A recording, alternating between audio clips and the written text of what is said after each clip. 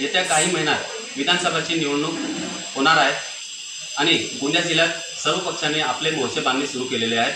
आमच्यासोबत महाराष्ट्र नवनिर्माण सेनेचे प्रदेश उपाध्यक्ष आहेत। भाऊ, काय सांगणार, महाराष्ट्र नवनिर्माण सेनेतर्फे किती जागा लढणार आहेत? आम्ही 4ही विधानसभा इथे लढणार आहोत आणि आम्ही हा निर्णय याच्यासाठी घेतला आहे की आम्ही कुठल्याही पत्रकाराला न भेटता, इव्हन पदाधिकाऱ्याला न भेटता, इथल्या कार्यकर्त्याला न भेटता राजसाहेबांनी आम्हाला सांगितलं होतं तुम्ही जाऊन सर्वे करा। त्यानुसार आम्ही सर्वे केला, गावागावात फिरलो, दुकानात फिरलो, गावात फिरलो, लोकांना भेटलो, चर्चा केली। तसं असं लक्षात आलं की गोंदियासारख्या समृद्ध भागात खूप प्रचंड समस्या आहेत। बेरोजगारी तर इतकी आहे, म्हणजे मला आश्चर्य वाटतं की गोंदियासारख्या समृद्ध जिल्ह्यात इतकी बेरोजगारी कशी आहे। कारण इथे इंडस्ट्री नाही, फक्त एका अडाणीचा प्लॅन आलेला आहे, तिथे स्थानिक लोकांना रोजगार नाही मिळाला। विशेष म्हणजे शेतकरी नाराज आहे कारण त्यांच्या धानाला भाव नाही मिळाला।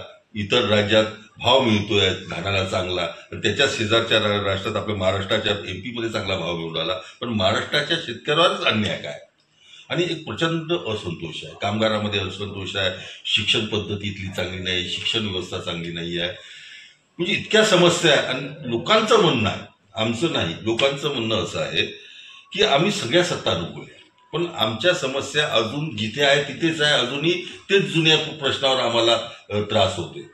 या समस्या आमच्या सुटल्या नाही। भाजप आलं, काँग्रेस वाढल्या, सगळे पक्षाचे आमदार आम्ही अनुभवले, खासदार अनुभवले, पण आमच्या समस्येला अजून उत्तर मिळालं नाही।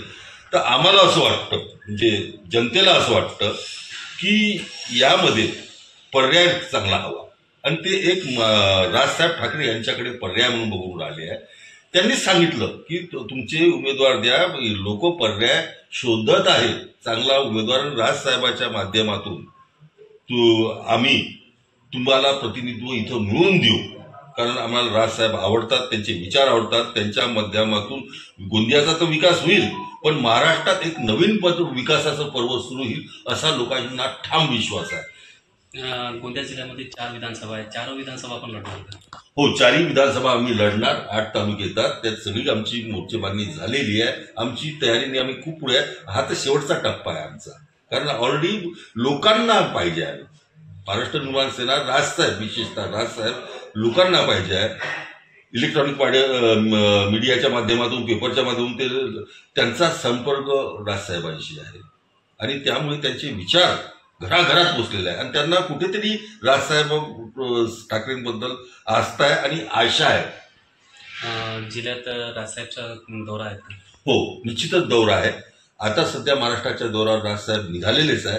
सध्या ते मराठवाड्यात आहे आणि पुढचा भाग आपल्या विदर्भाचा असणार आहे। लवकरच गोंदियाला ते भेट देणार आहे।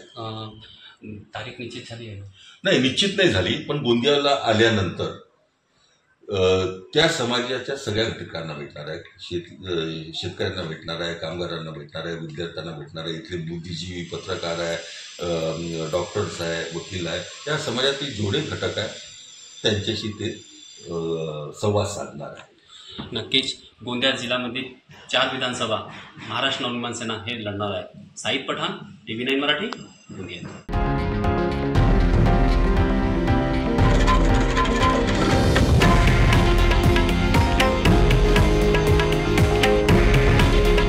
हे आहे देशातील नंबर 1 न्यूज नेटवर्क आणि आपण पाहत आहात TV9 मराठी। काळजी तुमची, हित महाराष्ट्राचं।